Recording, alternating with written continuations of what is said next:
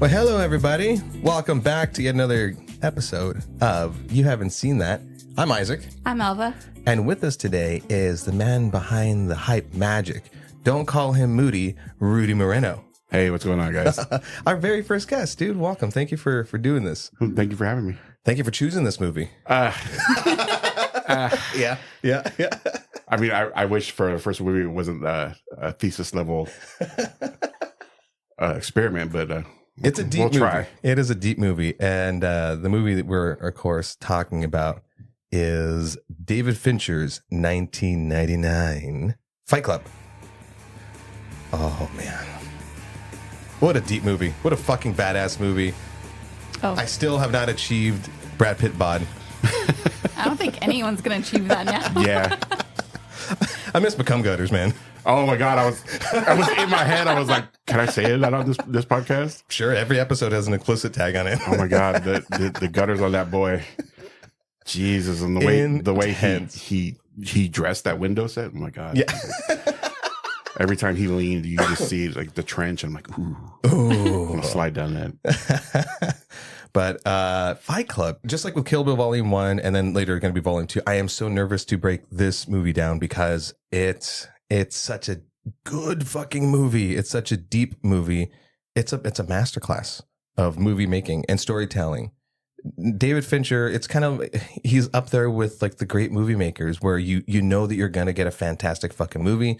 At times, you don't know exactly what you're going to get as far as the movie's concerned, but you know that you're in for a ride. It's one of those things where, like, I know we've discussed it specifically in earlier Hype Attack podcast episodes where we're talking about movies and we complain about, like, audiences complaining about a movie or a show and they think that they want a certain thing. And then the creator, the ones that know what they're doing, go, let me tell you what you want.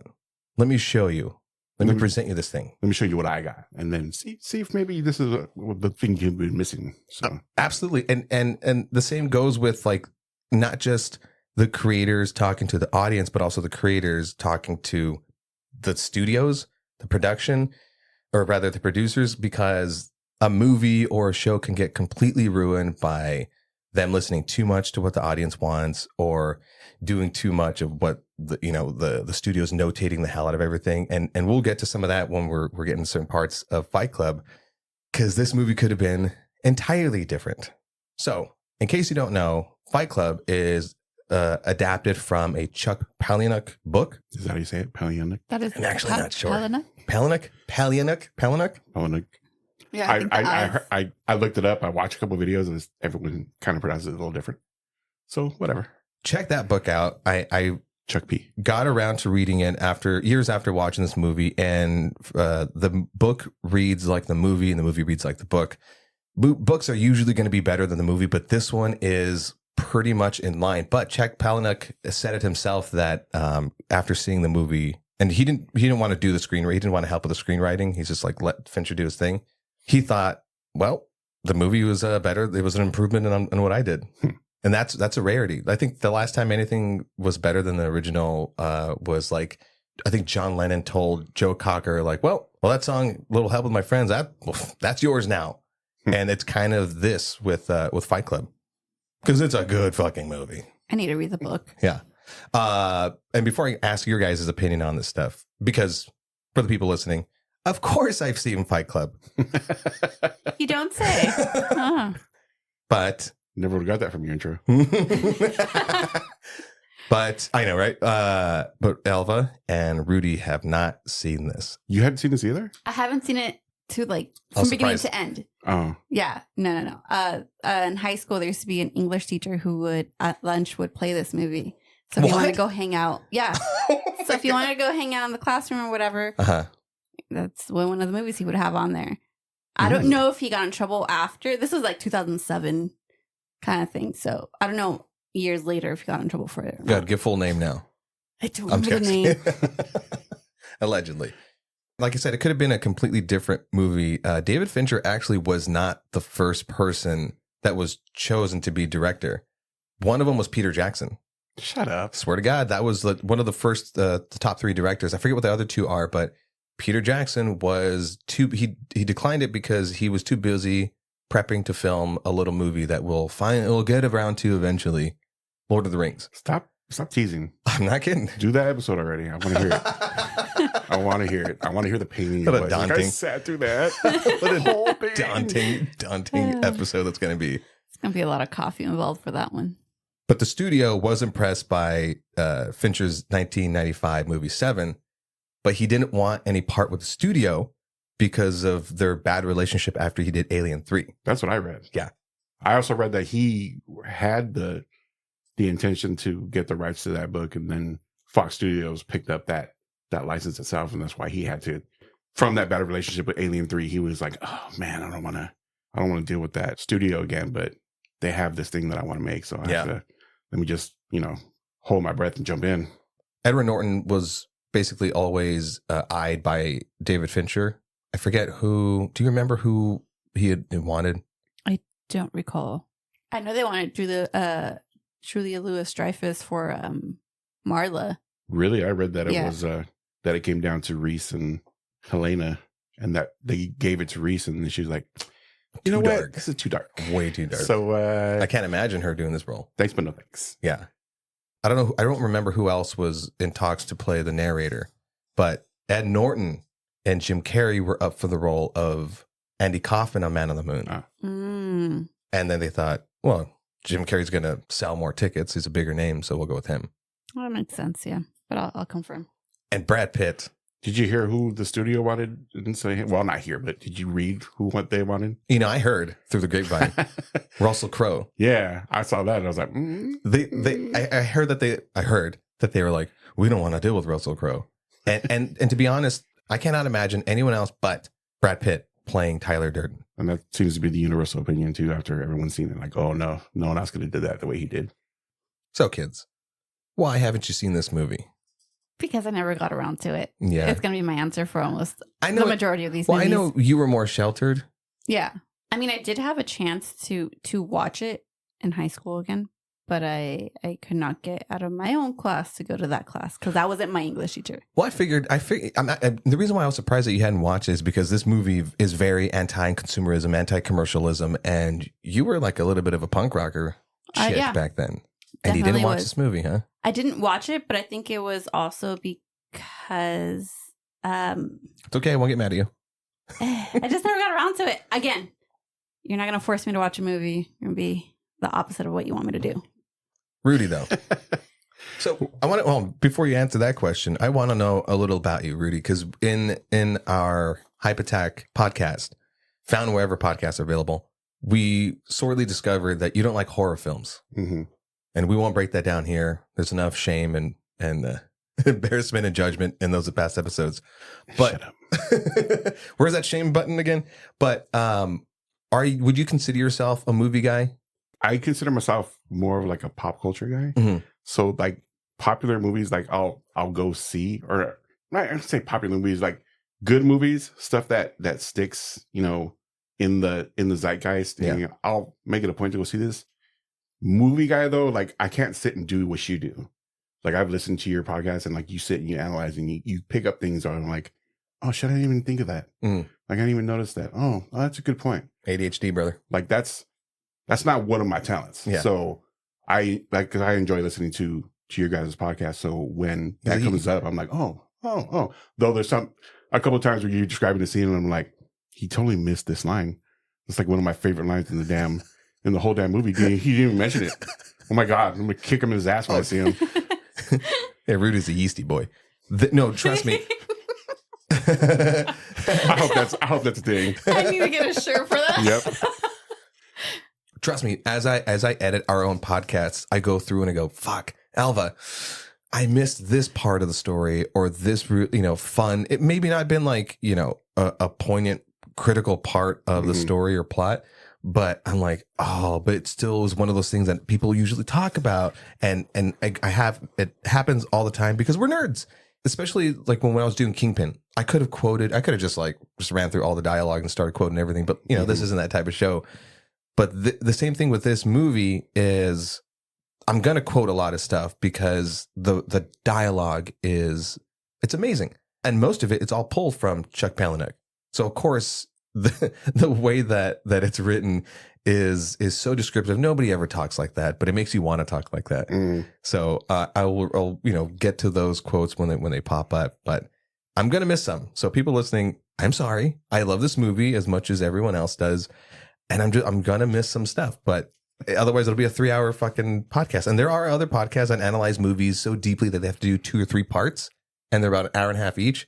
I don't want to do that. Yeah. I don't have a lot of time to edit. Okay. So Rudy, you're generally like a pop culture movie guy. So why did you miss this one? I had to go back and look up the year that it was dropped. So 1999 to 2000, I was living in Nowheresville, Illinois. Mm-hmm. And when I say Nowheresville, I mean Nowheresville, the middle of cornfields. Is West Chesterton, Finfield, Iowa? Springfield. There's like 5 Springfields.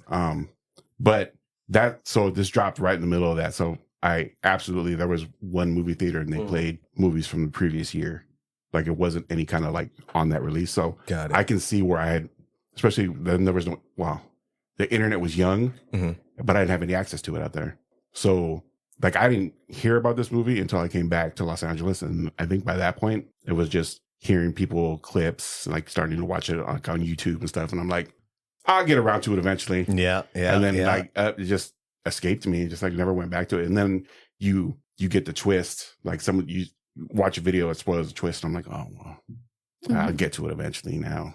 And that leads, and I'm not mad at you. And that leads me to, I don't care. I don't give a shit.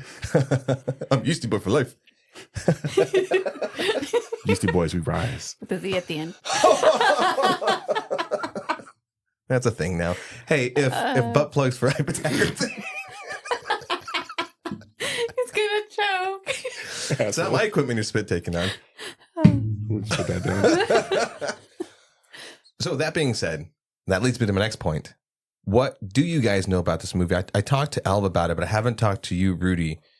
So I'm going to break down yours first, Alva. What did you know about this movie at all? Because, there's an obvious twist, and we'll spoil it now. There's going to be spoilers in all these episodes. Yeah. Duh.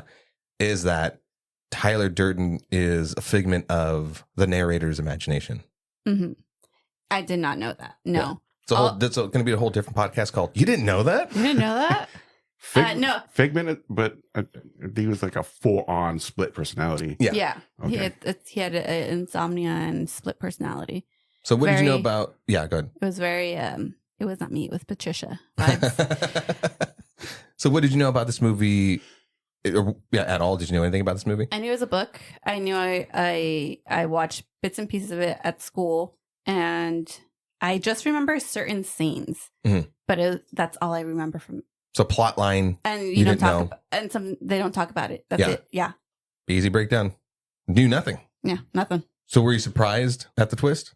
No, because I kind of, as I was watching the movie, it was just I followed it, and there was hints already there. Yeah, and this is why you're better than me, because when I first watched I didn't. I can cut that out. I didn't figure that shit out. Like I didn't piece it together. It's when I rewatch it that I was like, oh, the breadcrumbs are laid there. But Rudy, you knew about that twist. Yeah, I knew about the twist, and I tried as I was watching it to put myself in the mindset of not knowing. Like, if I didn't know, would I look at this scene differently? And I was like, I would not have put that together. Better than me too. I don't think I would have put that together until they actually, towards the ending where they actually started like, oh, what's this? What's this? What's this? Like, oh shit, same guy. That was the thing. Like, I knew they were supposed to be the same person. Mm-hmm. I didn't know how they went about it though, because at some point I just stopped watching any clips of that because eventually I wanted to get to it and I didn't want to like deep dive it and actually like spoil everything. So like you come across it and like, oh, okay, cool. I watched this, but I didn't go seek it out. Mm-hmm. The 2 rules of Fight Club. Like I think everybody knows that. Like that stuck in everyone's mind and everyone like uses it for their own purposes. Like it's been rehashed and reused everywhere on the internet. Yeah, I think I read somewhere that, hold on, I'll find it right now. I got the little fun fact. I did read that it was like number 27's greatest movie lines by premiere in 2007. Mm. So it's up there. Everyone knows it, even if you haven't seen that movie. Mm-hmm. Yeah, and the whole soap thing, I knew there was something about soap in it. And then, Meatloaf. Meatloaf. I always forget that he's in Meatloaf and like... It was bitch tits. Yeah, those prosthetic titties, man. Like I would see it and I'd be like... damn, man, he really let himself go. Or like he really had to beef up for this role or something. And then I started researching it and like, oh, that was a fat suit. Yeah, they put him in a fat suit, like 100-pound fat suit with bird seeds that spilled over. It's like, oh, thank God. Yeah. I thought, because I was like, no one can have bitch tits like that. They were impressive, ma'ams. Those were like some H's or something. Just hanging. I'd cry into those. God, I love when the detail on those, like he's hugging him and you just see like the areola. I'm like, well, that's another little fun fact. And then this one's going to be strewn with fun facts. Is they had 2 fat suits because they didn't know if the studio was going to allow his breasts with nipples or without. If only we could have got that with a bat suit, huh? Oh my God. Well, guys, are you ready? We get into it? Do it. Yeah. All right. David Fincher's 1999 Fight Club, starring Brad Pitt and Edward Norton. So the movie opens at the end. This is not a Quentin Tarantino movie where they're going to jump around, in any kind of clever way. It starts at the end so that you were like, whoa, how the fuck did we get here? So it kind of like, adds that mystery. And you want to see how everything essentially like degrades into this shithole that he put himself in.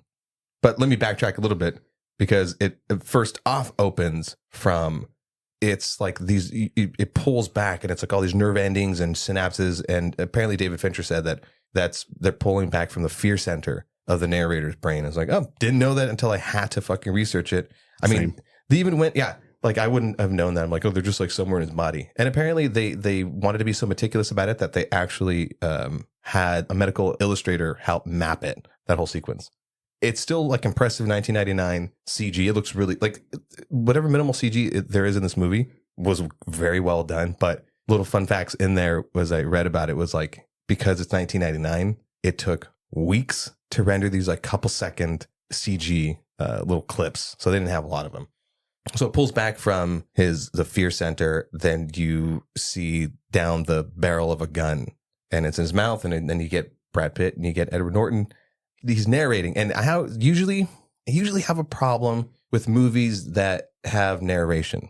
I feel like it's cheap, like it's cheating sometimes. Mm-hmm. But this one worked for the movie because you're inside the narrator's brain. All these other movies, the books have you sometimes third person, sometimes, in the first person of the character. This one had to be told through the narration. It was pinnacle. And even at times he breaks the fourth wall. This movie would have been completely different. I think it would have been lesser than what we got now if they didn't have his narration, also beautifully narrated by Edward Norton in his dry, depressed voice. But what were your guys' view on the narration? I dug it just because I don't think that movie would have worked without it. Like it had to be from his perspective, and his perspective was flawed because he didn't know he had that split. Yeah. So, and as Norton, as the narrator is doing what a narrator does, which is narrating, you kind of get the sense of him that he like thinks highly of himself compared to like all the other people. And then you see him and he's his face deep in those chesticles, but then lets you know like, no, wait a second. This all started with someone named Marla Singer. For 6 months, I couldn't sleep. With insomnia, nothing's real. Everything's far away. Everything's a copy of a copy of a copy. Have you guys ever had insomnia? It's easy to knock out. Like apparently I don't get the quality of sleep, but I can sleep. I've never had a problem drifting off. I had problems. Yeah. I see that and I'm like, ugh, I couldn't even imagine what it would be like to just not be able to go to sleep. Mm-hmm. I have bad sleep habits. And so I'm usually getting 4 hours of sleep, 5 hours of sleep at most. And I'm so exhausted throughout the day. And there's times where it all catches up with me and I'm just dead on my feet and like, I can't function. So like watching the narrator, Edward Norton, go through that, I'm like, yeah, man, I feel you too. Right, Tyler? Yeah, right, man. So. Are we your Tyler? Oh, fucking hope not. I could be more creative than this shit. Oh. Thanks for the insult. Jerk off. Did you guys catch the first flash of Tyler Durden? That one frame? They do it about like 2 or 3 other times. I thought I was having a seizure or something. I think I mentioned it right away. I was like, is that a glitch? And I was like, I had to watch a YouTube video where the guy slowed it down so it showed him. I'm like, oh, okay. Yeah. That's what I was supposed to be seeing. They did a terrible job of of showing that to you. Well, Fincher wanted to put a frame of him in the Fox and the Regency logo, but they're like, no, you're absolutely not going to have that happen. Although it would have been extra meta because this movie's about anti-commercialism, anti-consumerism. You still have to be backed by a company. Right. You know, they still got to pay the bills. Still need that corporate sponsorship. Yeah. I mean, the budget of this thing was like 63 million. It was originally, I think, like 35, maybe 40 million. Yeah. Yeah. What I read was David Fincher challenged them immediately. Is like, the subversive thing wouldn't be to give me the 6 million you want to give me to make this movie. It'd be to give me the 60. Oh, really? And then they told him, like, all right, prove it then. And he made the movie. How this thing was shot reflects what the budget was. The thing filming lasted 138 days with over 300 scenes shot and 200 locations and 72 constructed by production designer Alex Medell. So yeah, the budget called for this fucking movie. And like I said, at the time, CG still costs a lot of money. They should have asked Starbucks for some sponsorship with all those damn Starbucks cups. They did sponsor. They did. They should give him more. Oh, yeah. Absolutely. Yeah, it was later on that they're like, no, you can't crash the giant modern art piece in the coffee shop. Well, you do everything but that. Like, you can't destroy Starbucks. No. But you can have our cups in their damn shot. So going back to it, it is so, from the beginning, this movie lets you know, one, you're in for a ride, and two, the narrator is insane.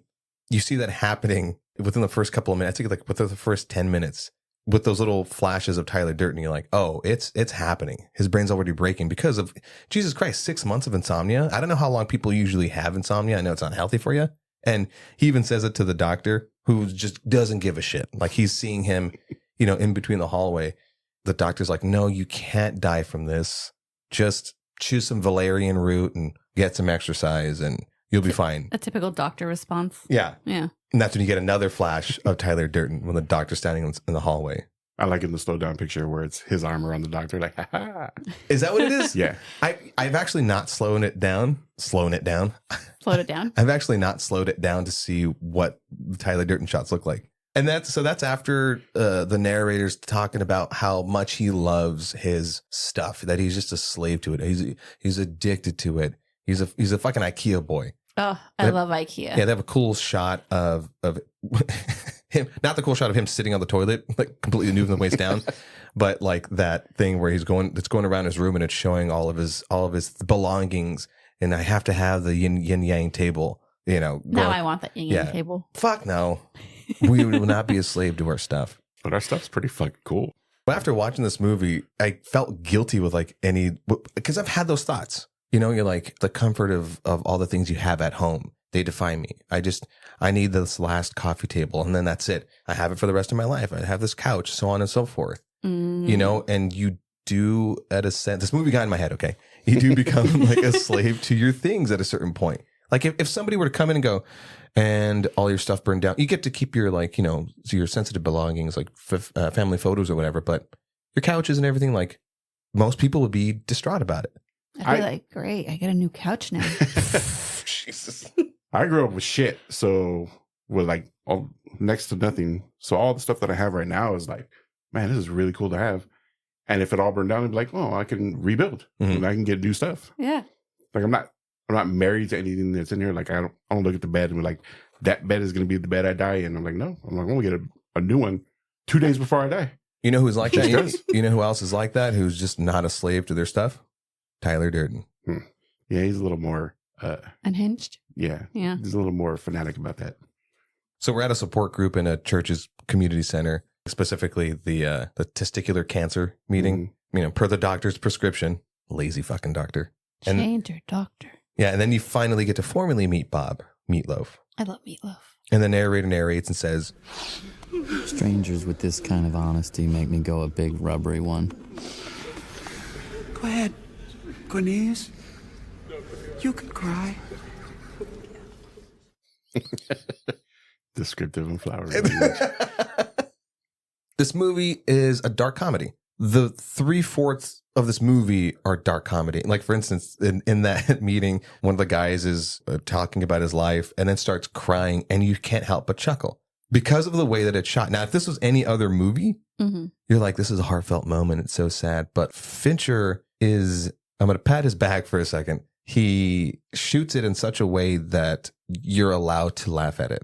He's like, no, it's a dark comedy. Like every other scene, if not every scene, is going to have these moments where you're having to chuckle because it's not how those characters deliver those lines, but it's just the way that the context of it, you know? So you can laugh at the guy that is crying about his wife starting another family. Sorry, boy, you got no balls. And she had a girl. One of the things I read about that was one of the extras got up and walked out when they were doing that because he didn't like the subject matter. And there's a through line with that. I mean, like we would have had Reese Witherspoon, but she thought it was too dark of a movie. And it kind of goes throughout the entire thing of like, how did the studios even approve this shit? Like, it is a very dark movie. But that's my sense of humor is, and I promise you I won't have a split personality, but that is my sense of humor. I'll let you guys know about that later. Yeah. You know, if you don't laugh, you cry like that guy. And I laugh at like the dark stuff that happens. I don't compartmentalize enough to, break my psyche. Yet. So back to Bob and Cornelius. You never get to know the narrator's name. In the credits, he's the narrator, but he never reveals his actual name. He's either Cornelius or he's Rupert or he's Travis, all taken from movies. Cornelius, Planet of the Apes, Rupert, King of Comedy, and Travis Bickle, and Taxi Driver. Well, he's narrating. At one point, he starts referring to himself as Jack. He does that because he is reading those medical journal things, making a joke to himself. He's referring back to that thing. I am Jack's complete lack of surprise. And that is another little hint that there's a split personality right there. Oh. Yeah. That's like, I was like, why is he saying I am Jack? I'm like, is he Jack? And he's talking third person. So that's when I kind of started finding little things to like save for later. But I like not knowing his name. To me, he's discount Tyler Durden. Discount. Babies don't sleep this well. I became addicted. And you get to see him like looking down the list of all the meetings, and you get like incest survivor, regular AA, overeating anonymous, and just goes on.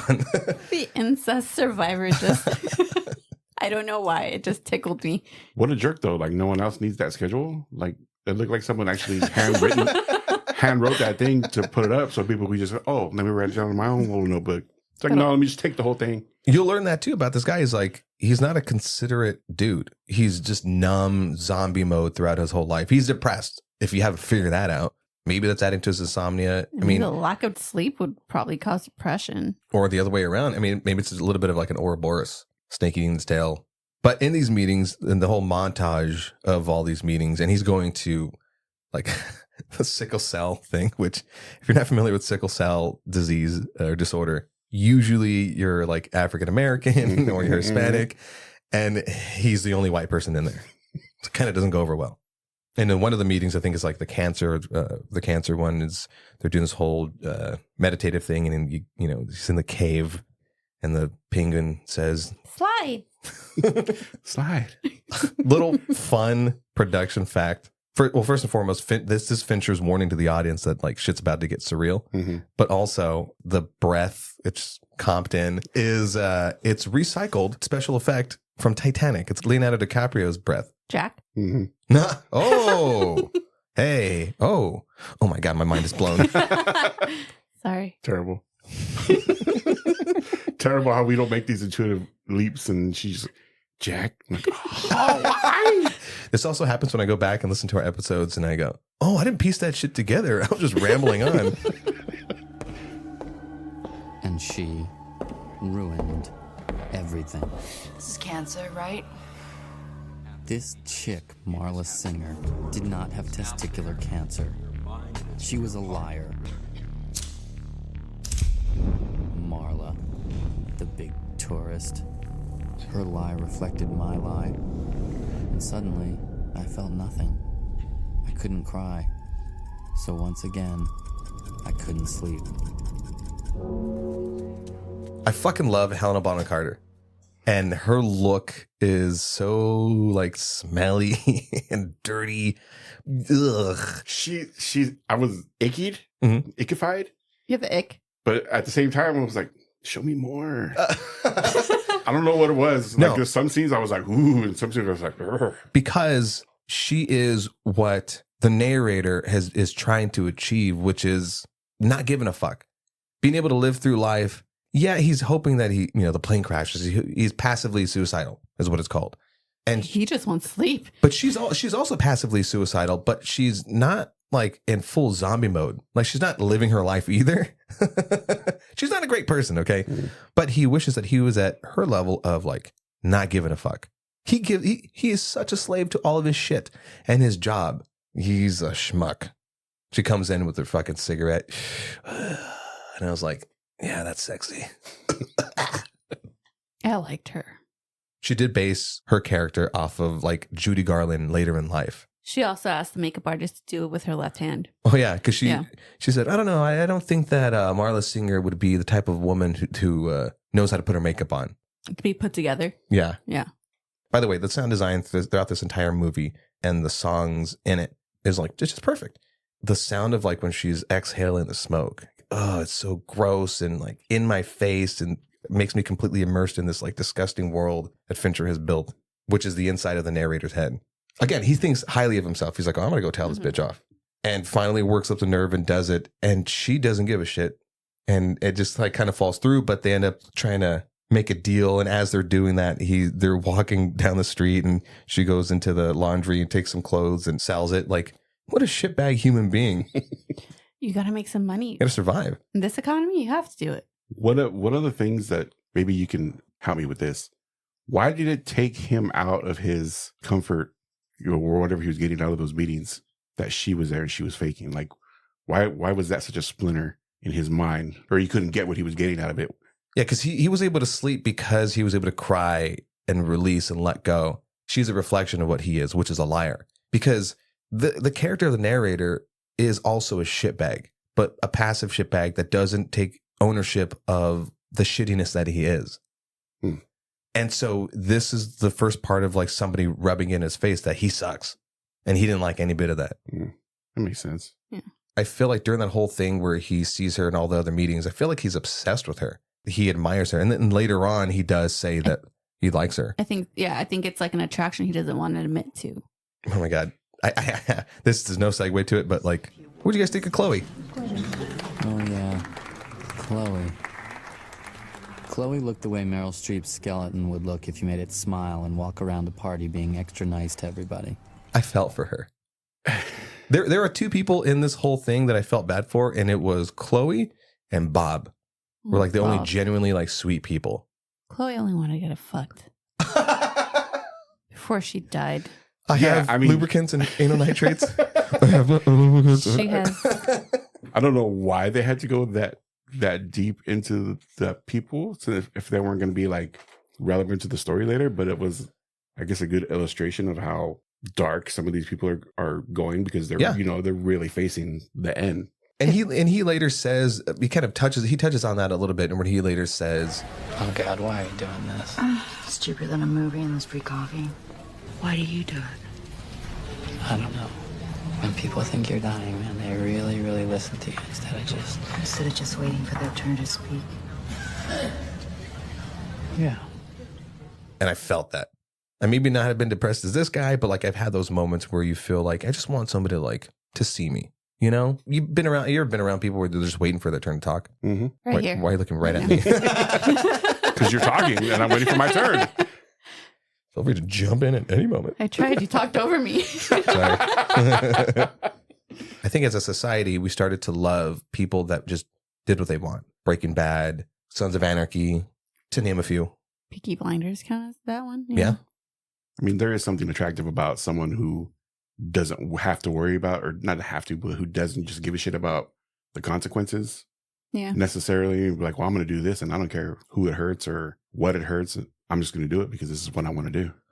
So we jump to a travel montage and you get to see how bleak the narrator's life is. And his job is a recall coordinator. What a crappy job. Oh, yeah. Because in the incident that he's inspecting, along with these other two assholes, they're commenting on like, oh, look at that. The teenager's braces are on the ashtray. Around the backseat ashtray. Might make a good anti-smoking ad. The car crashes and burns with everyone trapped inside. Now, should we initiate a recall? The father must have been huge. You see where the fat's burned to the seat, the polyester shirt? Very modern art. Oh, that was so gnarly. I was like, ooh, okay. Why didn't Kia Cars get this person for their recall? If you wake up at a different time, in a different place, could you wake up as a different person? You get that glimpse of Brad Pitt as Tyler Durden.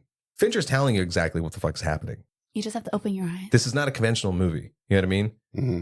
Genius. Well, I mean, it's based on a beloved book, right? Mm-hmm. So you have to go into it assuming that your audience kind of already knows what's going on. So why not throw those nods in early? And then for the people who haven't read the book, and they're like, oh, the clues were there the whole time. 100%. Mhm. Yeah. Unless you watched the Rosie O'Donnell show and then she spoiled it for everyone. Oh my Did you read about that? Yeah. I'm going through my research on it. I got to that part. I was like, couldn't sleep for days. She said, holy shit. Yeah. Holy shit. If I was Brad Pitt and Ed Norton, I would have assassinated her. Well, immediately. they said it was unacceptable and they were just furious with her. Hi, I'm Isaac with You Haven't Seen That Podcast and fuck Rosie O'Donnell. She looks like she wears underwear with dick holes in them. Thank you, Dave Chappelle. And then you finally get the reveal of Tyler Durden sitting next to him. Storytelling in the movie making, right? It's the side shot of Ed Norton, and then it sort of pans around and reveals Tyler Durden. Kind of like telling you, oh, maybe it was at that moment that his personality split. And as soon as Brad Pitt hits that screen, yummy. Questioning everything. Good looking, great glasses, by the way. Oh, great hair. Those glasses he had on the plane are actually glasses for insomniacs to block out the blue light. Fuck off. I didn't know that. Fun facts. As soon as he starts talking, Tyler Durden is chock full of information, and the narrator is impressed by it, but doesn't pay attention exactly what he's saying. Even Tyler Durden is letting him know, I'm your imaginary friend, but says it real quick, and because Norton's so distracted by all this like bullshit, monotony in his life, he doesn't pick up on it the way that we, the audience, don't exactly pick up on it. So Tyler Durden's full of this information. Again, the spoiler is that he is the narrator. So did the narrator know all of this information? Was it done as he was like idly watching TV in the background? Like, how do you know about like the explosives? You know, but the writers did say like, no, that's not an actual like recipe because we didn't want people to start blowing shit up. Apparently in the book, they do the real recipe. Fuck, I have that book. You want to borrow it? Probably. Yeah. It reads, by the way, the book reads like the movie and vice versa. Like it's real quick. I love Stephen King, but Stephen King takes like a chapter and a half to describe a fucking room. You've mentioned this before, yes. Yeah. Okay. And has been on mic, so I have to say it. Sorry, Stephen King. I love your stuff and I love your stories and characters and all the intermingling stuff. Really, dude? You got to describe a room forever and ever? I'm like, I get it. So I can explain everything? Kingston. I love it. A shirt is born. Now a question of etiquette. As I pass, do I give you the ass or the crotch? Cut to the narrator. His luggage is missing. The handlers heard it vibrating, which the guy at the desk says, I thought you wanted to say it. No, And you were like, fuck, I want to say dildo. I see her. Dildo. It's a what? It's a dildo. But of course, in the event of a dildo, it's a dildo and not your dildo. I couldn't quote this movie just off the top of my head. It's another Pulp Fiction for him. It is. Please tell me you've seen Pulp Fiction. Of course I've seen Pulp Fiction. Okay, just It's making Doug sure. that hadn't seen it, and I still want to break that down with him. So shit starts to go downhill after he meets Tyler. The narrator drives up to his condo, and it's blown to shit. It just blew up out of the window, and all of his shit's strewn on the ground. All the IKEA furniture. The yin-yang table, the refrigerator full of condiments. It looks like our refrigerator. Full of condiments and no food.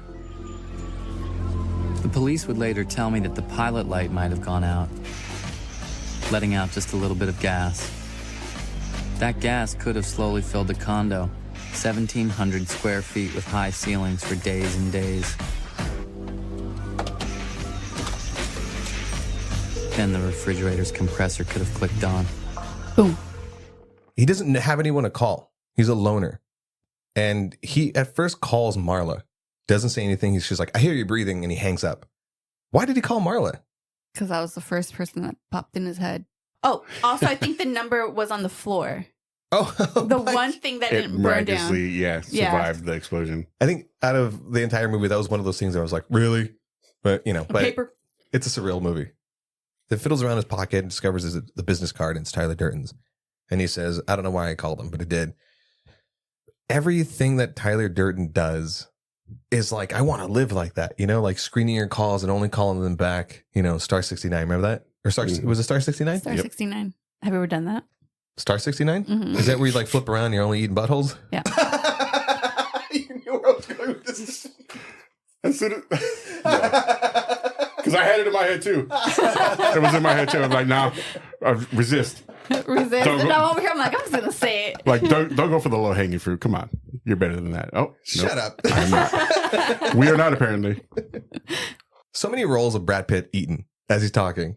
That's like a no-no film. But he's over the phone. You just hear him crunching on some cereal as he's talking to him. He's like, what's up? And then, so anyways, they meet up for some beers. And this fucking beige bitch of the narrator is like complaining about his loss of all of his stuff and the stuff. It was me, And Tyler's like, okay, whatever.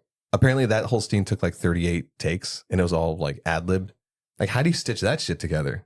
That's why I'm not movie making. Okay. And from the get-go, he's already talking about like anti-consumer stuff. So he's trying to get his thoughts into the narrator's head.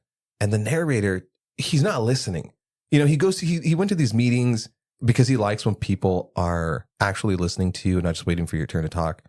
But yet, when Tyler's talking, it's just going right over his head. Mm-hmm.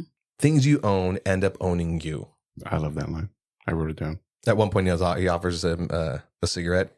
Norton had quit smoking for like a long time, but it was this role that got him smoking again. Oh, I didn't know that. I read that the movie he did previously, Rounders, like he refused to smoke on that. But he, like, his character was like in prison, so he traded in cigarettes. And I don't smoke them. I just trade them. But apparently, he was like, no, give me all the cigarettes. It's like the freaking cookies. I don't think you've ever smoked cigarettes. It's not how you do it. You can go, Sorry, that was a David Leary reference. Oh, really? From way back. You listen to his comedy specials. That's how he smokes. He's like, yeah, give me the cigarette. Like Cookie Monster. But it's hard to quit. It's fucking, ugh. I used to smoke. It's a disgust. Like, I picked it up again, and like earlier this week, I was like, all right, Alva, I'm going to go be a disgusting human being for a second. I'm like, it's fucking gnarly. So apparently, after 3 pitchers of beer, the narrator never asks what he wanted to ask. But Durden is like 10 steps ahead of him. He's like, just ask, man. I'm going to get a hotel. No. You want to stay over? That's why you called me. Like, duh. That is why you called him. It wasn't just to hang out with a fucking random stranger who could make bombs. But in exchange, he says, I want you to punch me. You hit me as hard as you can.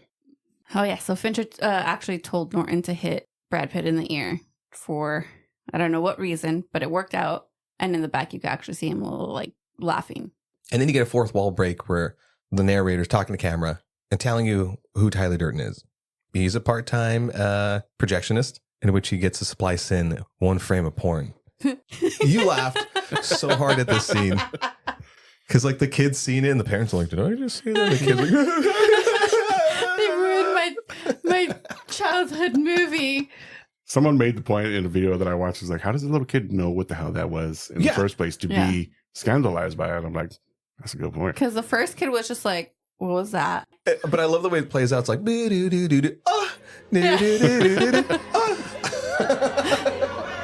but when Durden looks at camera and goes, nice big cock. Swear to God, changed me for life. And then he also works at a banquet and adds his own seasoning to the lobster bisque and the chowder. As one would. Working for fancy people. So we're back at the front of the bar and he says, how much do you know about yourself if you've never been in a fight? Which still sticks in my head to this day. Have you ever been in a fight? No. Alva? Yes. Yeah.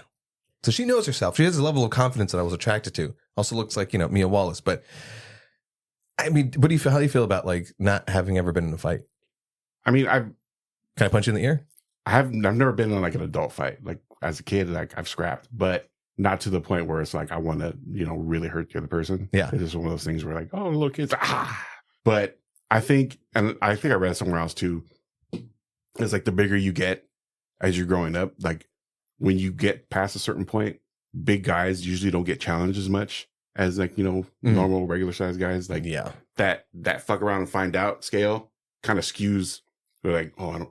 That guy, he could probably do things to me that I don't want done. So, well, that's where like my sense of humor was born from, because I had to use it as a defense mechanism and not fuck around too much. But you know, I don't have my shit because I know I can't back it up. So I learned to like avoid those situations and like make you laugh instead of make you want to hit me. Oh no, I was opposite. I was like, let's find out. Let's find out. We're gonna do a. You have that gleam in your eyes. Yeah. Sometimes. Always like, murderous. Are we about to find out? We'll find out. That's why I'm like, okay. So you see me pulling my rings off. You're like, oh shit. So they start fighting each other and they like it.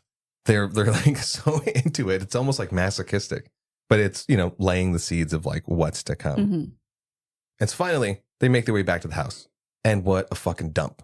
If you were the narrator who's used to this, like the comfort of his condo and all these nice things, would you even stay there? No. As soon as he sat on the bed, I'm like, that ain't it. The piss stains, the shit stains, maybe. I got like I need a tetanus shot. But I think, because I was wondering this, but I was like, I think the narrator, as much as he maybe wouldn't have wanted to stay in a dump like that and complain about it, he's not in control of his life. So he's along for the ride. And so you get this sequence of them fighting in front of the bar and more people starting to join. And this one guy's like, can I be next? They're like, okay. And the look that they give each other is like, oh, we're on to something here. At the same time, they're still staying at that house. And, you know, kind of, as he says, like they were kind of like Ozzy and Harriet at some moments. Now, after having multiple of these fights in front of the parking lot, you can tell the narrator's becoming a little more relaxed. Like he has some of his blood on his collar. He doesn't wear a tie anymore. Yeah. After fighting, everything else in your life got the volume turned down. What? You could deal with anything. And then you have your first exchange of Tyler, the narrator, asking, who would you fight if you could, dead or alive? As like Tyler Durden's bathing. And the narrator's patching himself up. And then he puts that same cloth that he's bathing with on his freaking face. Hey, man, did you ever grow up in a household where you didn't have a loofah and you had a washcloth? A washcloth? So you didn't have siblings? No, I didn't. Yeah, I have siblings, but I don't even have anything. You didn't have the one washcloth? It was a bar of soap. Oh, man. You had to pluck the hairs off? You know what I'm talking about. Okay, I had a hairy dad. You know what? Looking back on it, I've never really noticed. So either everyone else was pretty good about, you know, washing the thing off. I was always like, after I use it, I'm like, let me get a couple layers off of this thing and put it back. Who would you fight if you could, dead or alive? I should have thought about that. Yeah, are we talking about celebrities or just a person? Don't look at me. Because you want to fight me? Yeah. Who would you fight? Oh man, that's very hard. Ooh, I think I would fight my dad's ex. We just never got along. Man, I remember we started dating. You were complaining about her. I was like, dude, don't shut up about her. And then I met her. I was like, what a bitch that fucking lady is. Damn. Rudy? I would go and fight my dad. My dad was a hard ass for the short amount of time I had him. He was a hard ass. And I think eventually we would have got there anyway. Would have been like, all right, old man, I'm big enough. You want to come discipline me? Come discipline me. I am in the same boat with you. Let us test ourselves. Yeah, there was moments as I was coming up, mainly like in my early 20s where he wasn't living with us anymore and he was pushing buttons. And I was like, you want to go? But he was all bark, no bite. I was like, damn it, I really wanted to punch him. You ended up punching your truck instead. Oh, I did. I fucking, I think I got a hairline fracture from punching my truck. Now, going back to it, we still see them starting the fight club in the parking lot. They're still going back and forth with all that shit. And it's closing time, and they talk with the bartender. The bartender talks to the narrator, not Tyler Durden, and leads him down to the basement, and you get your first setting for the fight club. It's dingy shithole of the basement. It's not creepy. It's just smelly. It looks smelly. There's jokes in there somewhere. It's not creepy. It's just smelly. But it was Tyler that gave this club a name, Fight Club. And finally, you get your rules of Fight Club. Do you guys know off the top of your head? Don't look. I know the first two, and that's it. Yeah. Don't talk about Fight Club and don't talk about Fight Club. Mm-hmm. Only two fighters. Mm-hmm. When someone taps out or they go limb, fight stops. Mm-hmm. You could only fight once. If you're new, you haven't fought before, you have to fight. Yeah. You have to fight the night. If this is your first night at Fight Club, you have to fight. Would you guys ever be part of a fight club? Knowing that if it's your first time, you have to fight? Knowing that it's a no holds bar type of fight. Because they bloody the fuck out of each other. This is like a fuck around and find out thing, right? Yeah, no, I don't want to find out. I don't mind the bruises and the cuts and all that stuff. I'm real sensitive about my teeth. I know I would lose the fronties and then I'd walk around with those gaps and that would just bother me. This is why you're like a hockey player. I was about to say, is this why you've never played hockey? That and I'm deeply Mexican. So my ice skating skills are non-existent. And finally, you get your first Fight Club in the basement scene, and Tyler and the narrator are circling, and they love it. They see what they're doing and what they created. It's starting to become a little bit more than them. I really like that scene where they're just walking around because it just shows how proud they are of what they made. Because there was more, they realized that there was more people like them. There's people that are in blue collar jobs. Miserable. Oh, so miserable. I don't need a Fight Club. I'm okay with my job. Rudy, do you feel like you need a Fight Club? No. I think this is our Fight Club. Verbally beating the hell out of each other. There's these little moments where Fincher lets you know that the narrator isn't all there in the head. When he's getting patched up by the doctor and he says, sometimes Tyler spoke for me. You fell down some stairs. I fell down some stairs. But at this moment, they're so proud of what they're doing that it's changing. Well, specifically, that's changing the narrator's perspective on everything, as that was the whole point of like Tyler Durden's creation. And then Marla calls as Tyler Durden's doing his karate. Don't interrupt my kung fu. I noticed that too. I was like, what's he doing? Doesn't matter as long as the shirt's off, okay? Yeah. And Marla calls and she tells the narrator that she took Xanax. A whole bottle full of them. Yeah. Little fun fact. No, Xanax doesn't make 300 milligrams. They do like 5, 10 milligrams. 300. I'm just like, should you have my prescription? But this is one of the few moments, like us outside of him, his old description of Tyler Durden, where like as he's talking and as she's talking, he's listening and he just looks at camera for a quick second, kind of like Jim in The Office, like okay, and he lets her continue talking and just doesn't hang up the phone, but puts it on top of the phone. See, kids, back in the day, we didn't have cell phones. Okay, we have corded phones. That's right. There was a wire attached to it, so he sets it on top of the holder. And then you get this like trippy acid trip of a sex scene.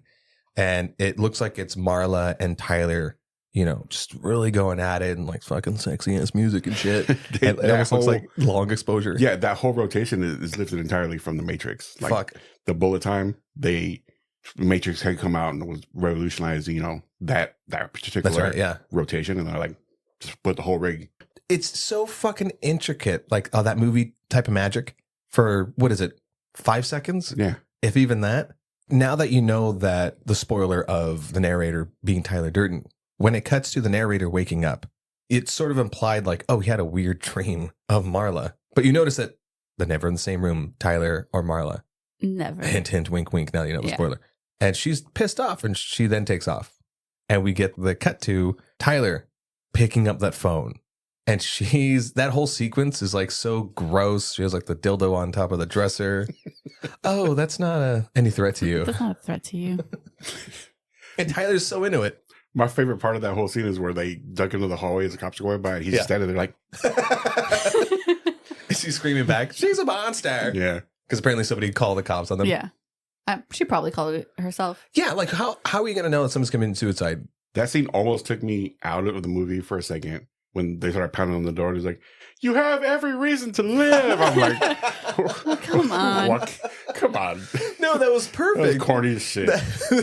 It was meant to. But the way it was said, it was just like, all right. That feels like a best friend telling their friend, like, "You're don't worry. There's a purpose to everything." He takes her back to the house, where then she says, "I'm afraid to fall asleep.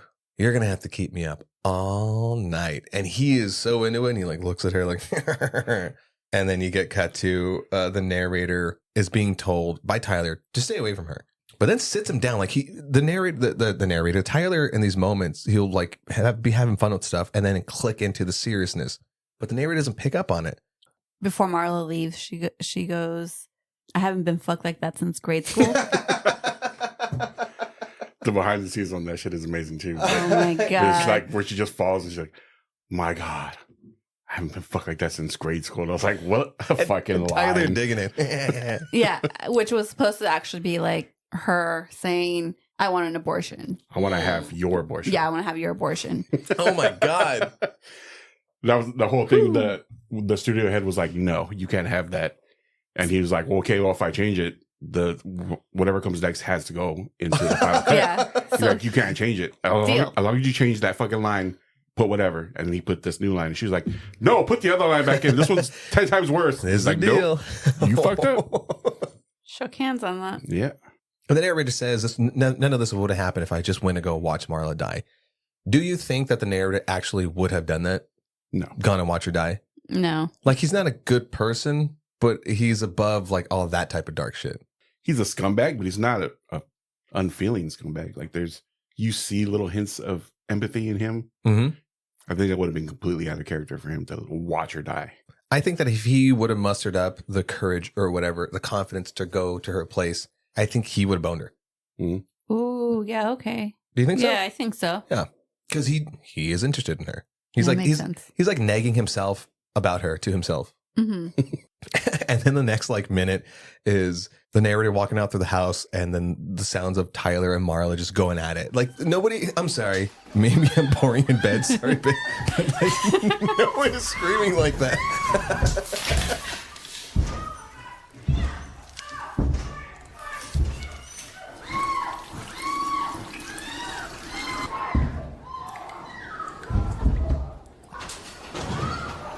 The sound ADR, whatever they call it, for that took him like 3 days of it, just making those noises. What a fun gig. For 3 days. So you're going to be in a room with the sexiest man in the world and you're just going to be making orgasmic sounds for 3 hours. What a gig. And I'm over here killing bugs. A gig is a gig. It's a gig. I think the narrator's less grossed out by all that shit and more jealous of Tyler because even though he doesn't have his belongings, he still has to have an addiction. You know, people that have addiction problems, when they remove one thing, they have to fill it in with another. And he filled his addiction hole with Tyler Durden. It's his special friend. Aww. Cum gutters. Yes. Opens up that door.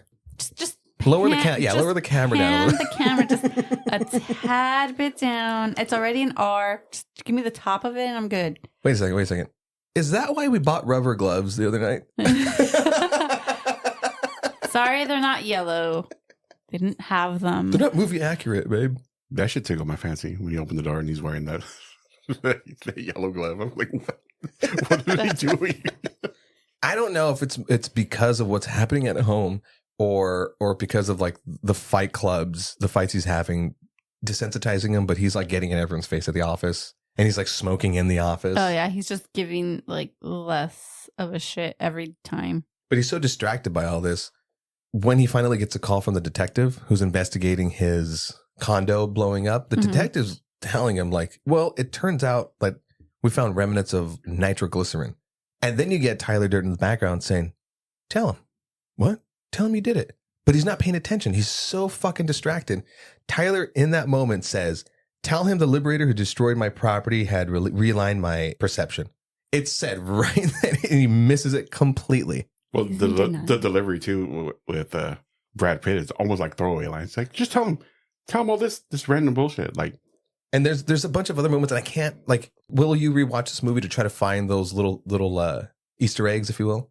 I kind of want to watch it with the group just so I can like get everyone else's reaction to it too. So yeah, definitely want to see it again. Who has not seen it?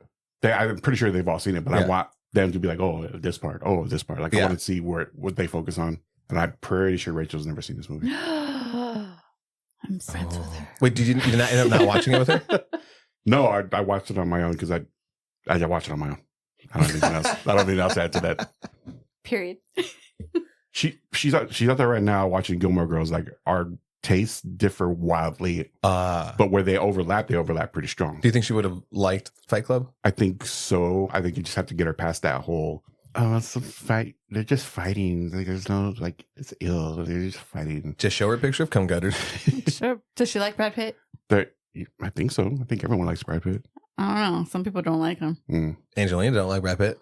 Apparently she still does. Ooh. Oh, so does Jennifer Aniston. Yeah. Oh, snaps. Yeah. A little love triangle right there. It's where you're at. Condom is the glass slipper of our generation. You slip one on when you meet a stranger. You dance all night. Then you throw it away. The condom. I mean, not the stranger. What? And then she comes up behind him and like starts hitting on him. Now, because you know the spoiler, you know why she's doing that. But when you don't, you're like, what a fucking flues. And finally, we get to that scene where they make soap. And that whole sequence, you know, carrying the bag, it's so disgusting. I saw Elva's face like, oh, and the bag rips. Yeah, where they puncture the bag on the barbed wire, and she's just like trying to... He's trying to catch it. Yeah. Like, it just looked nasty. And they're back at the kitchen. How'd you guys feel about that lye burn scene? That shit was wild. And in the context of he's doing it to himself. I have to try to watch the movie sometimes with like in the scope of like, what if he wasn't an imaginary person?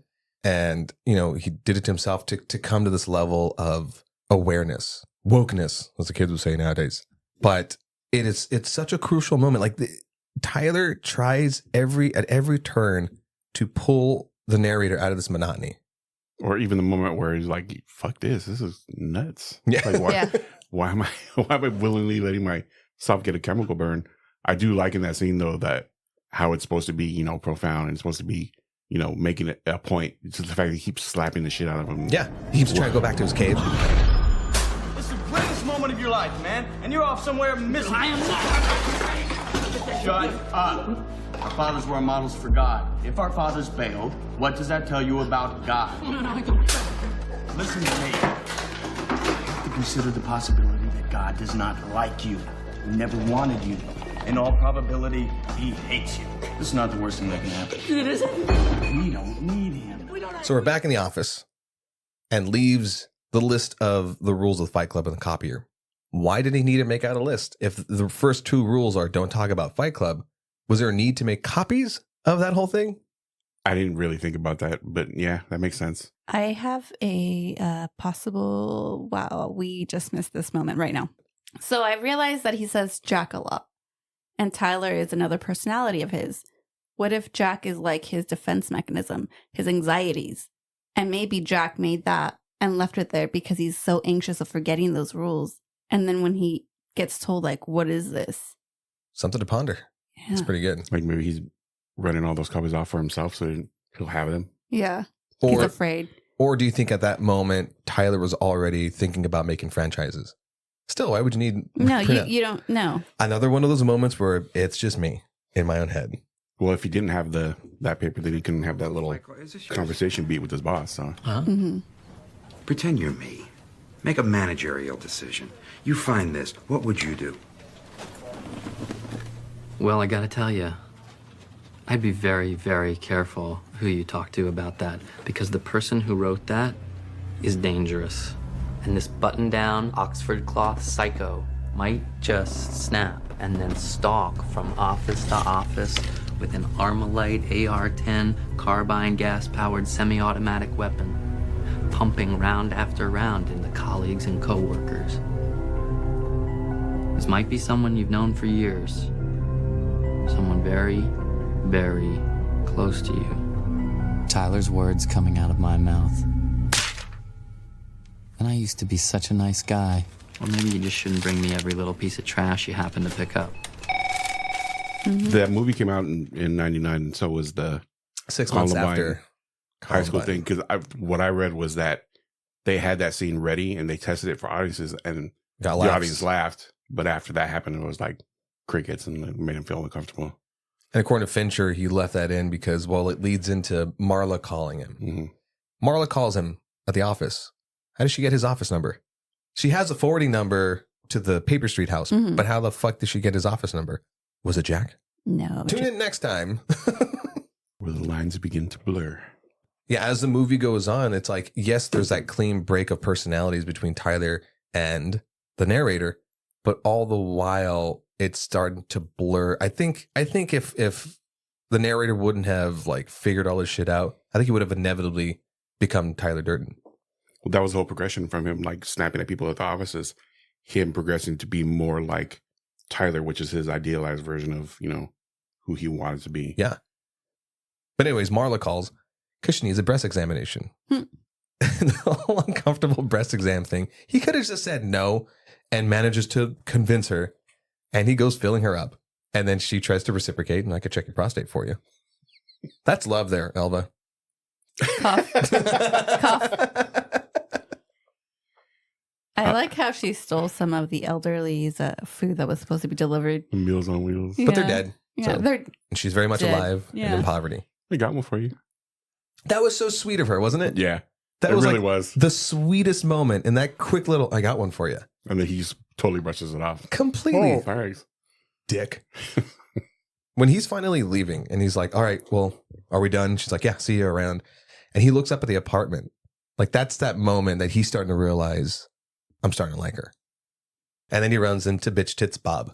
He has his whole box of donuts. He throws them. freaking love Bob. I love that little detail where he stops, he goes, "Halt." Yeah. And then uses the same hand to go around and be like, "Come here." And he's like, yeah, I haven't seen any of the meetings. And he tells him that he has a whole nother thing. He's like, oh yeah, I have one too. I'm not supposed to talk about it. He's like, Bob, look at my face. Oh, he's the sweetest guy. He's the sweetest character out of the whole thing. Oh, I go Tuesdays and Thursdays. I go Saturdays. Oh, good for you. But in that moment, Bob is telling him, have you heard about the guy that invented this thing?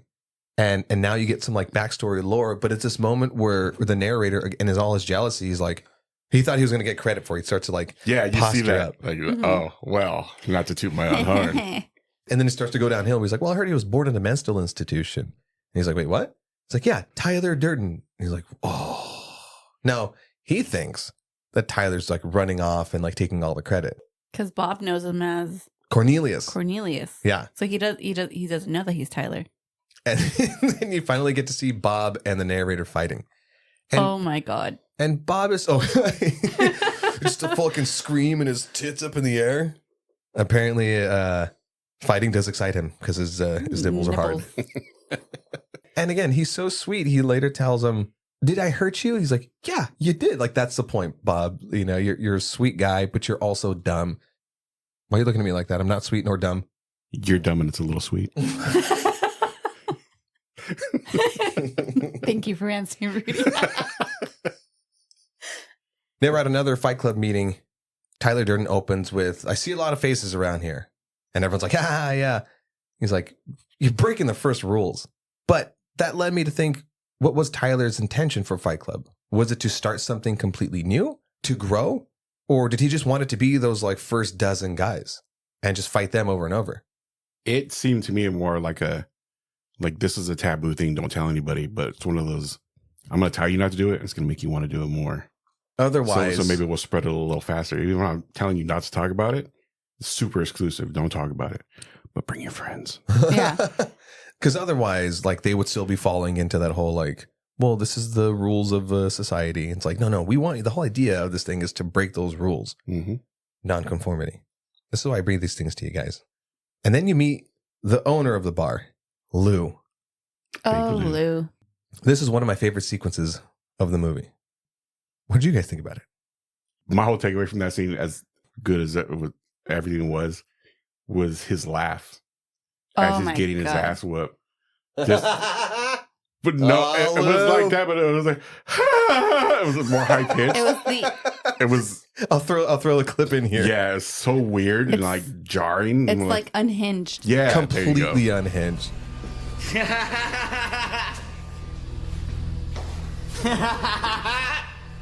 Lou. Come on, man. We really like this place.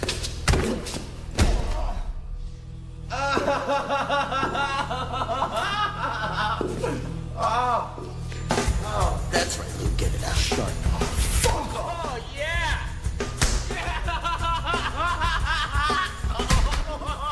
That's fucking funny.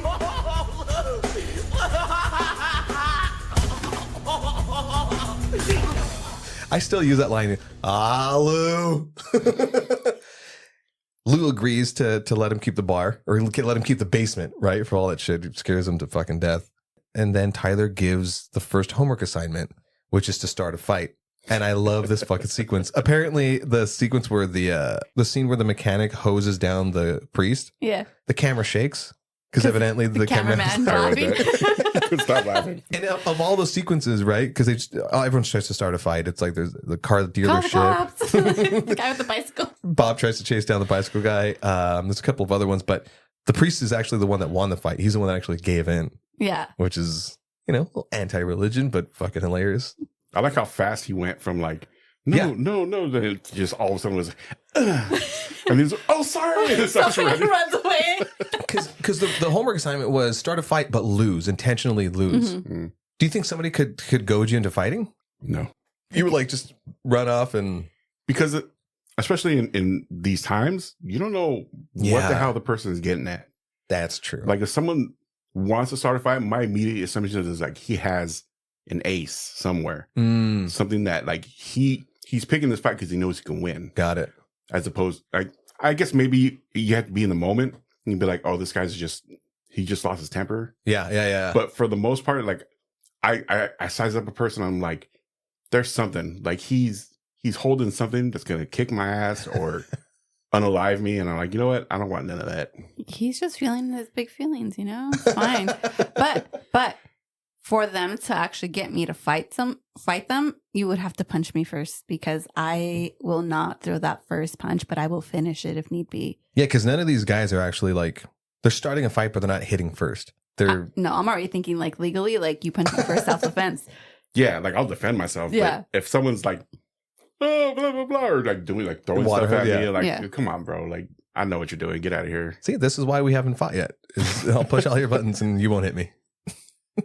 Because as big as I am, I'm a gentle giant. Yeah, you are. I don't want to hurt nobody. I just want to spread that love. Like those cheeks. Stop it, I'm blushing.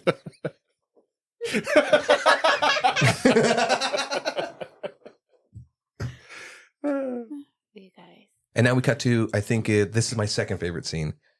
The narrator confronts his boss and tries to blackmail him. And the boss is like, here, little shit, I'm going to call security. And then the narrator starts fighting himself. And there's this one moment, again, he should have known, and the audience should have known right off the bat, where it freeze frames as he's throwing himself into the shelf. Oh, God, no, please, no! For some reason, I thought of my first fight with Tyler. No!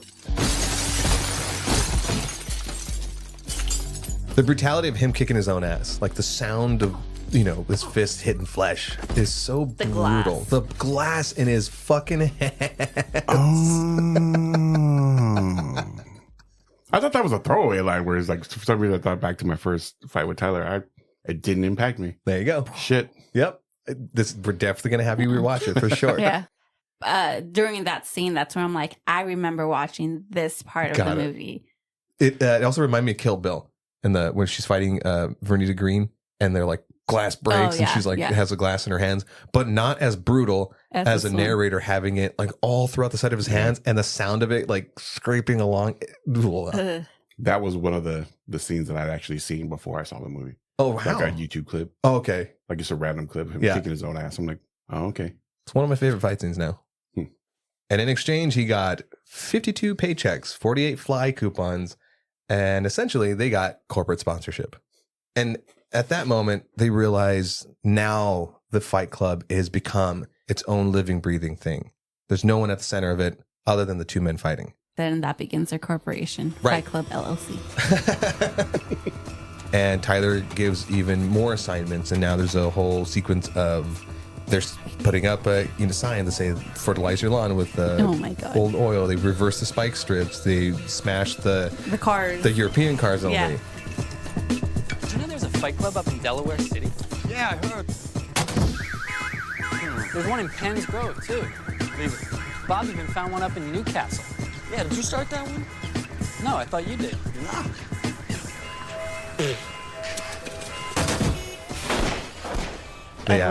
Edward Norton and Brad Pitt had a love for hating the Volkswagen Beetles. Mm-hmm. But my favorite one is the switching out the pamphlets, and like instead of having like the docile people in the crashes, the happy ones because of oxygen. Yeah, it's now the completely terrified with like flames on the side and everything. My favorite panel from that is the one adult who has the mask on it, and he's like pushing the kid like away from him. Well, they do tell you put yours on first. Put yours on first. So technically, That would be me. You can wait a moment. You can wait. And this next scene is another one that stuck in my head forever. They go to the convenience store and pull out the cashier, Raymond K. Hessel. And it's so profound. Have you guys ever had a you've had one, a life or death situation? You've been in a car accident or two. Yeah, I'm good. You ever had any life or death situations? Did your breakfast taste delicious the next day? Were you like so happy to be alive that you ignored, all those things you took for granted? Or not ignored, but... No, I was just like, oh my God, I got in an accident. Okay, what's the like, my brain forgets that, like, I have to, like, pause and, like, all right, I'm still alive. All right, what's the next step? All right, we got to get the car out from there. We got to get police report. We got to do whatever. And then, like, at the end, after I'm all done with all that, then I'm like, well, I'm alive. All right. But that won't be until, like, 2-3 weeks from, like, said accident. But in essence... Maybe. Okay. Yeah.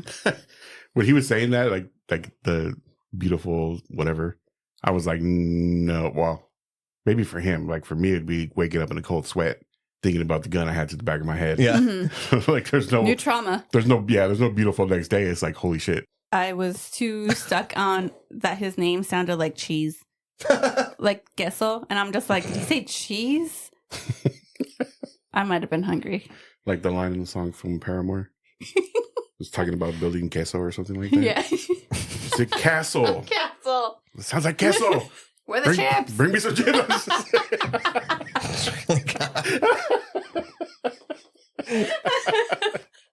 Oh, I love it. Do you think that he did Raymond K. Castle a favor? Yes. Because the guy was just like, probably wasn't going to pursue veterinarianism or whatever. I wonder if the cashier went to go see the Fight Club and never fought and just walked away. Maybe that's why they went to go find him. Yeah, because later on, there's a whole wall of, like, they call it human sacrifices with all their IDs. That's a good point. Good theory. Because he was just random. Seemingly random. And now we get this really interesting POV where Tyler's looking at camera and he's going on about... You're not your job. You're not how much money you have in the bank. You're not the car you drive. You're not the contents of your wallet. Film sort of jitters out and stuff. You're not your fucking khakis. I'm like, oh my God, he's talking to me. You're the all singing, all dancing crap at the world. But when the film jitters out, do you think that's because he's kind of like trying to be like, narrator, I am you? Perhaps. I don't know. I didn't think that much into it. It just seemed like an artsy-fartsy choice for that. And once again, Marla is over at the house. Tyler is making noise in the basement and is essentially assembling bunks. He reminds him, don't talk about me. And sends her off once again. Oh, no, leave me alone. This conversation is over. Is over. So he goes downstairs and sees all these bunks are made. He's like, what are you doing? Like, he's not part of this. And he's getting so offended. He's getting so hurt. He's jealous about all this shit. And he says it's for the applicants. Starts building a fucking army. And you get this montage of them trying to discourage the applicants. I love it's such a fun scene. But when Bob finally pops up and wants to be part of what you later learn to be Project Mayhem, he's easily discouraged once Tyler says, well, you're too fat and your tits are too big. And he like immediately, sadly, and you're old, and picks up his stuff and leaves. And I was like, damn, Bob, come on. You already been part of Fight Club. Like, you know what's up. But then I realized, oh, it's because he thinks Cornelius, air quotes, Cornelius is telling him that. His friend, his buddy, he's telling him that. So he's like, well, guess you don't want me. And then starts to walk off. And then Cornelius goes, no, stay. Yeah, takes them. And like, I wonder what there's scenes later on where like the members of Project Mayhem and the members of Fight Club are looking at the narrator weirdly, because it's, in essence, he's having these conversations with himself. There's a couple of those scenes where they don't go back and like do the flashback thing where they take, the Tyler out of that thing and it's just him. We're like, how does that conversation make sense to in that context? Like, especially when they're in the car and they're having that back and forth and let go and whatever. Like when they're yelling at each other and the two guys in the backseat are like, yeah, they do look weirdly at each other. Yeah. So. Like I get that he's talking to himself, but it's super weird to still be in there and be like, okay, well, this is fine. But I think if you would put that dialogue, if you were to like somehow film it where it's like, it's him just, we're seeing those lines back and forth. We've all spoken to ourselves as if we're a different person. Oh yeah. Right? but that scene with him when the car before it crashes and stuff, it's right there. And then it's kind of where the plot is revealed.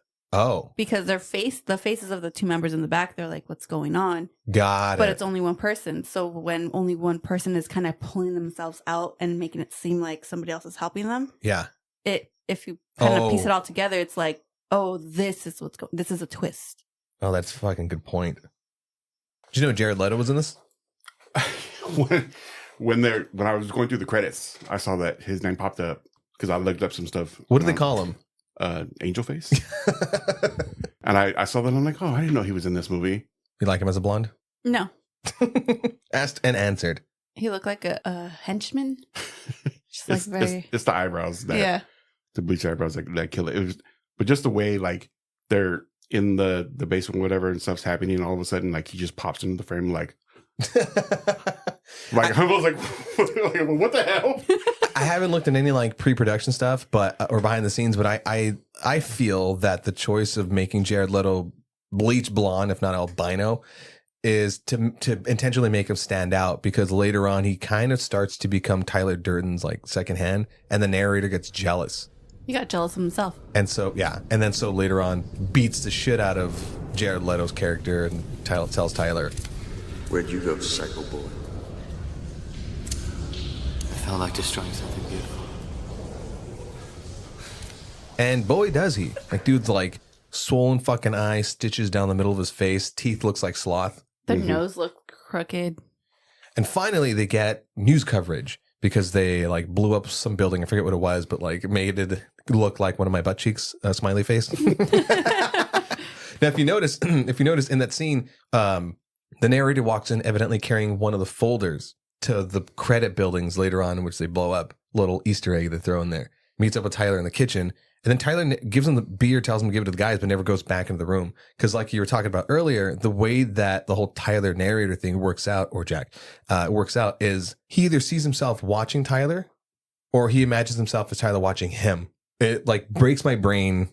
It's hard to try to like, show that filmically. Mm-hmm. I think they did their best. I think there's some little holes in here and there, but I'm not going to fault it. So because they got news coverage, now they made themselves known. And so the commissioner, whatever the city, is trying to investigate and get rid of these anarchists, these terrorists.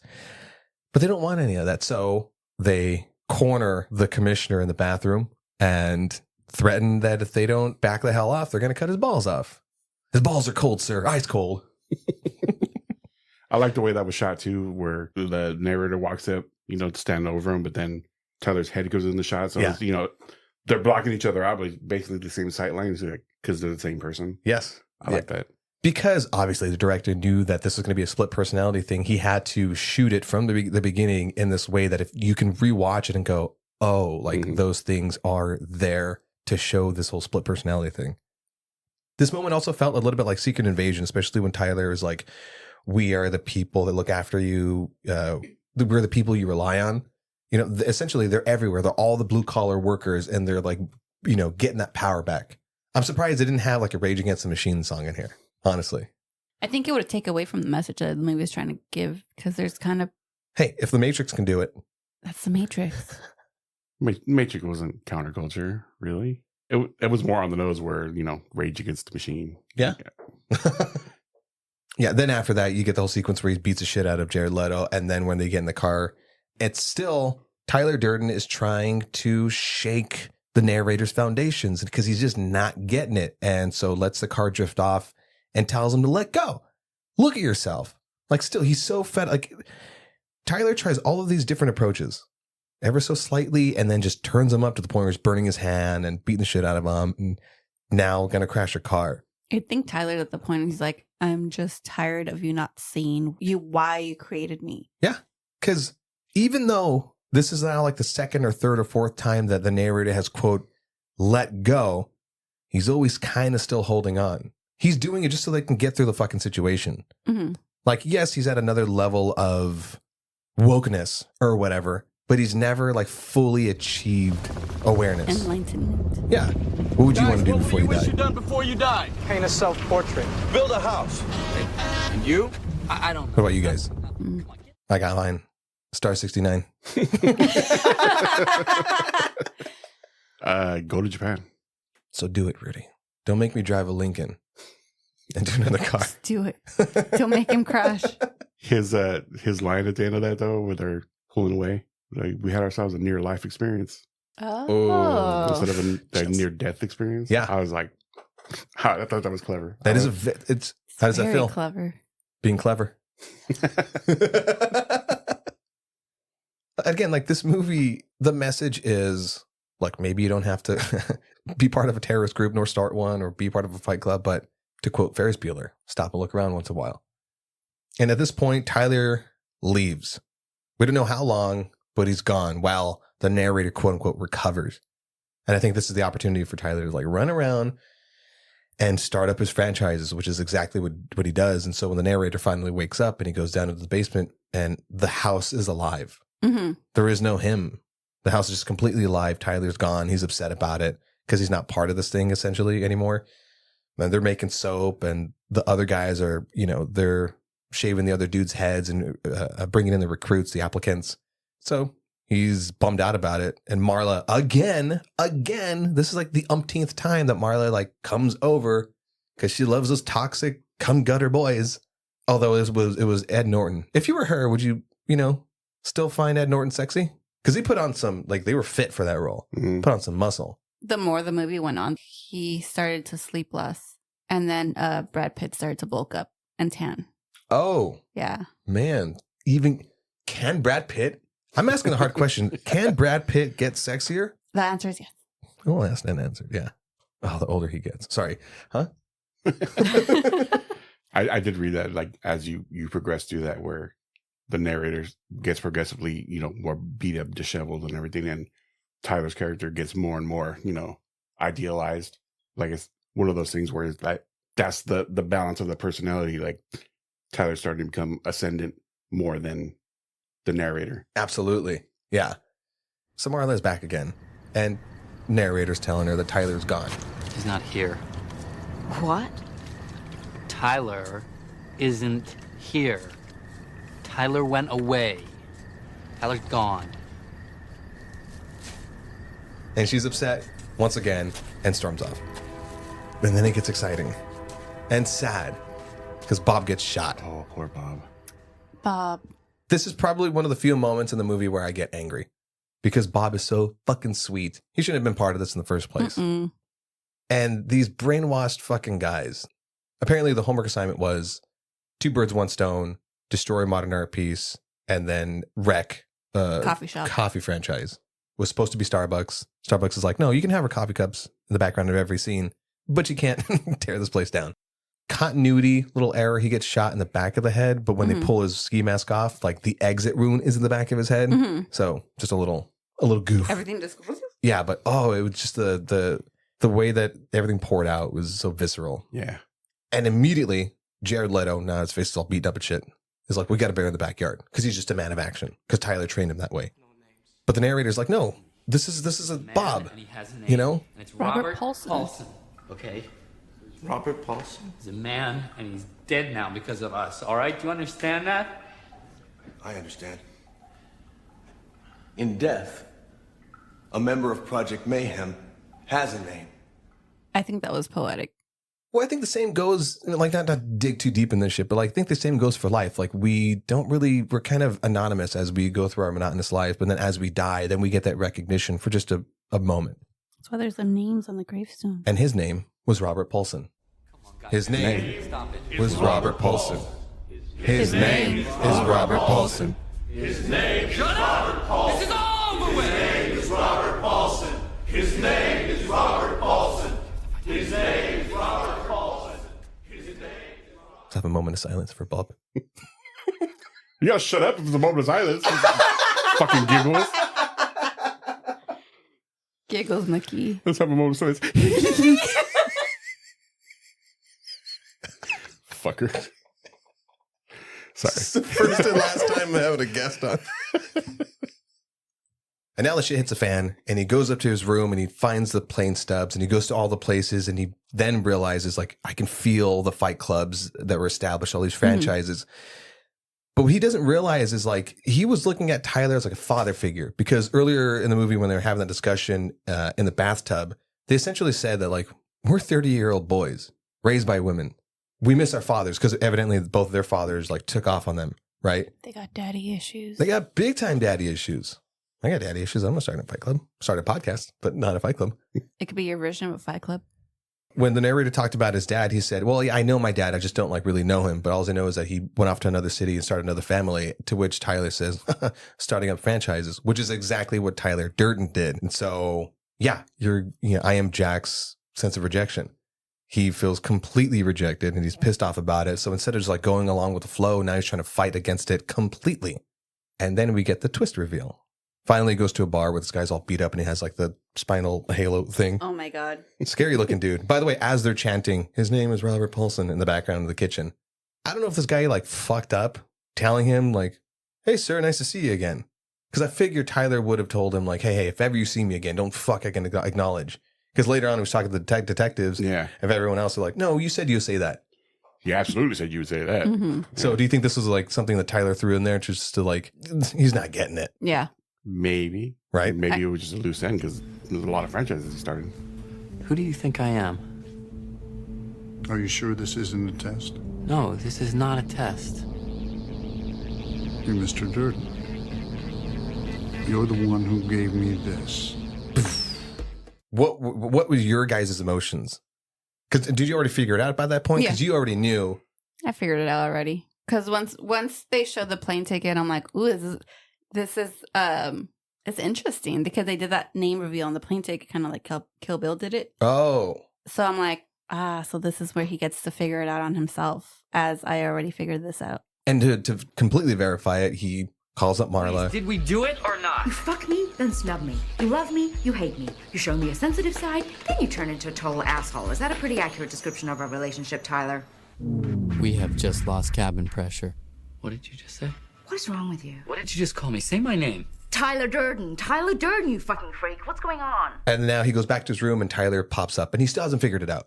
Like Tyler wasn't in the room and now he's in the room after he sits down. He still hasn't figured it out. So is the narrator just completely blissfully ignorant of this shit? Mm-hmm. Or is he just dumb? Both. Maybe it's one of those things where you don't want to think you have a split personality. Like you don't want to think you're crazy. You're in denial. Because he still has to spell it out for him. The extreme insomnia kicks in. Mm-hmm. Where he just kind of fades and then the Tyler persona surfaces and takes control. And finally he wakes up and he sees that Tyler made a bunch of calls. He's piecing it all together, goes back to the house, sees like the empty tubs where evidently he made loads of nitroglycerin, realizes that all the project members are fucking everywhere. Tries to convince Marla to leave. She's not having any part of it, but she still likes him. Like she likes that toxic bad boy. Like every single time she comes back, like she really hopes that this is going to be it. And when he finally says, look, I really like you, she's like, really? And then leads that into, but you got to leave town. It's the I can fix them complex. True. And she didn't, but he finally comes around and they get to end up happily ever after, I suppose. And he turns himself in because he realizes like, dude, there's too many of these people everywhere. Everywhere so much so that they're the three detectives, other than like the actual original detective that was helping investigate the whole arson explosion thing. Mm-hmm. He was actually the good guy. And the three detectives are members of Project Mayhem, and they try to take his balls because evidently the rule that Tyler laid down for himself is if anyone, even himself, interrupted with all this stuff, we got to take your balls. He tries to play the part of Tyler, but doesn't have it. He's like, no, I was just kidding. He's like, you say that too. And David Fincher put in an Easter egg with the detectives. The three detectives are Detective Andrew, Detective Kevin, and Detective Walker. He had the writer for the movie Seven. He didn't give him credit in the movie, so he gave him kind of like here's the credit that wasn't given to you. Because that's his name, right? All three of those names is his first, it's last. Andrew Kevin first Walker. Middle. Yeah. Fincher's an awesome guy. I do like this new Tyler with the I forgot to mention that. Oh my God. He's got the buzz cut. He's got like the cool fucking fluffy jacket or whatever, like the fur collared jacket. I remember his loafers. Oh, so yeah. the cool ass panty loafers. I think they were Dolce & Gabbanas. I can't remember. If you're an imaginary person, how would you dress yourself? Fancy like that. Can your cum gutters get more cum guttery? Tries to defuse the bomb. And he's like, well, since you know it, I know. He's like, or did I think about it hard enough to change it? And then gets into a fight with himself. That's when you get to see like what the fight looks like. They do it through like the scope of a camera, and like the whole invisible thing. That whole scene where he's like dragging himself backwards. I'm like, how did they do that? How'd you do that? Because I don't think you could like push yourself backwards like that unless he's got like good core. They had him connected to a rope or something. Yeah. They were pulling him. Also, how did he hurt his ankle himself? Yeah. I'm kicking my ass. Do you mind? And he's like stomps on his foot. Like that. Makes sense. Yeah. Okay. The last part of that scene where he throws him down the stairs and it's the stunt man and it's so obviously the stunt man. Yeah. Like I was like, oh, come on, guys. You guys are doing so well up to this point. So good. They didn't have deep fakes back then, you know? And after he throws him down the stairs, now he's like knocked out and he wakes up and he's tied to the chair. And now we're where we started from the beginning of the movie. And Tyler has a gun pointed at him. And he's like, look, here's what we're doing. It's like they're going to blow up all the credit buildings. We're all going to start to zero, get rid of all the debt, mayhem ensues, you know, really like trying to break everyone out of their societal norms. Why, though, is the narrator trying to fight this? Because he tries to convince Tyler, like, well, what about the people in the building? He's like, they're all our people. We told them to leave. There's not going to be no murders. He's like, what about Bob's death? Well, you got to break some eggs in order to make an omelet. Poor Bob. Bob. R.I.P. I want my eggs to have tits like that. But why try to stop it if no one's going to get hurt? Someone got hurt. Bob got hurt during this whole thing. Like, that point where Bob gets shot is what jars him out of this whole thing. Like, he's just kind of passively being pulled along by Tyler through this whole thing. But when Bob gets shot and he dies or whatever, he kind of wakes up a little bit and is like, I don't want to go this whole way that they're going. Like, there's a difference between waking up and the difference between creating all this chaos or, you know, destroying all this stuff. And even though he says there's nobody in the buildings, like, you don't drop buildings like that and expect no loss of life from anyone. Like, people are going to get hurt. And I think that's part of his, you know, I want to be free and I want to be awake, but I don't want to. At the cost of other people's lives. Yeah. Mm-hmm. Yeah, like a moment of clarity. Mm-hmm. That's what I think anyway. No, I'm on board with that. Yeah. I'm easily convinced. I am the narrator. Finally, when it matters, he figures out, wait, what Tyler knows, I know. What Tyler has, I can have, and manages to conjure the gun out of Tyler's hands into his own. He's like, doesn't matter. He's like, oh yeah? And then puts it to his chin. And I'm like, oh shit, it's about to go down. He's gonna suey wooey himself. Suey wooey. But then I was thinking, but you were always passively suicidal. This is like a different step up. Mm-hmm. You know what I mean? Looks at Tyler in the eyes, says, Tyler, I want you to really listen to me. Okay? My eyes are open. Puts a gun in his mouth and pulls that trigger. That effect, by the way, like, it hurt him. They blasted air in his mouth and it hurt him. Why do you think Tyler died and he didn't? He probably would have, like, in any normal circumstance, killed himself, but his intent was to kill that part of his personality. Like, Absolutely. That's the whole symbolism was it, I don't need you anymore. Bang, get out of my head. Absolutely. I 100% it's exactly. Before younger me was watching that, I was like, well, why didn't he die? But that is deeper and it makes a lot more sense. The members of Project Mayhem carry Marla up to the empty building next to him, and she sees his face. Oh, you're shot. And they get to hold hands and watch the explosion. And finally, his eyes are open and they are together, and he likes her and lets her know so. And everything's going to be fine. They met me at a strange point in my life. Pushes in. Buildings explode. Penis on screen. Credits. You seen Fight Club. How much of a brain fuck. Real quick before you outro completely. Did you see that effect for them blowing the buildings? How long it took for them to render all that? It was like, I think it was like 14 weeks plus. Sweet Christ. So that they pushed it so far that the film's release was right up against them finishing that cut. So as that cut was finishing, they were splicing that into the movie to be distributed. Like, it was right up against the wall.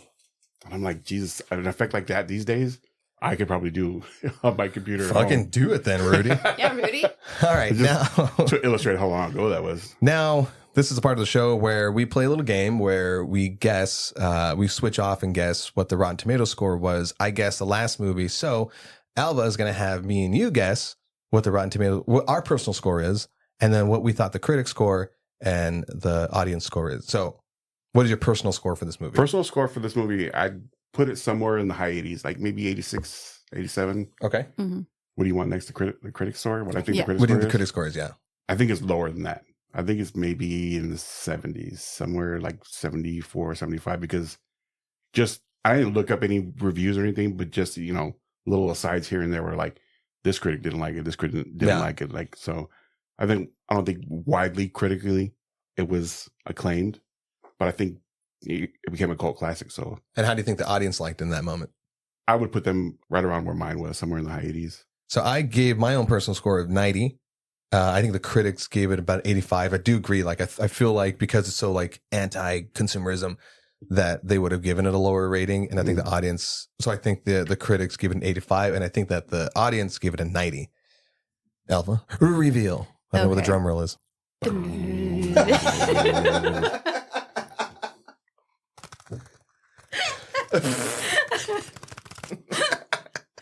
All right. Critic score was 79. Dang. And audience score was 96. Ooh. Whoa, even higher. Yeah. Damn, that was I mean, I had the same idea, but I guess mine was for the first time in all of our episodes, I'm off. Yeah. Shit. It's fine. That was like a whole 10 percentage points off of that one. Any final thoughts about this movie? Would you tell people to watch this movie? I don't have to tell anybody to watch this movie. Everyone's telling me to watch this movie. So would you tell people who have that movie on their list?